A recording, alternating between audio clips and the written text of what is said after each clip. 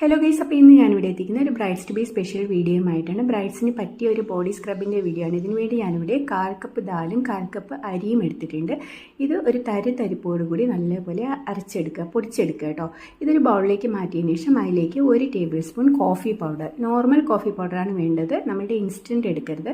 ഇതിലേക്ക് 1 table spoon aloe vera ജെല്ലും ആവശ്യത്തിന് പാലും ഒഴിച്ച് നല്ലപോലെ ഒന്ന് മിക്സ് ചെയ്തെടുക്കുക കേട്ടോ.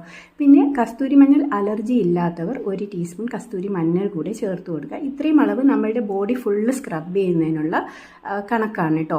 അപ്പോൾ ഇത് നമ്മളുടെ മുഖത്തും കയ്യിലും കാലിലും കുളിക്കുന്ന സമയത്ത് ദേഹത്തും മെല്ലെ സ്ക്രബ് ചെയ്യണം. ഇതിൽ അരിപ്പൊടിയുടെ ആ തരി കൊണ്ട് ഓവറായിട്ട് അമർത്തി സ്ക്രബ് ചെയ്ത് കഴിഞ്ഞാൽ സ്ക്രാച്ചസ് വീഴാനുള്ള ചാൻസ് ഉണ്ട്. അതുകൊണ്ട് മെല്ലെ സ്ക്രബ് ചെയ്ത് ഒരു 10 മിനിറ്റ് കഴിഞ്ഞതിന് ശേഷം ഇളം ചൂടുവെള്ളത്തിൽ കഴുകിക്കളയുക.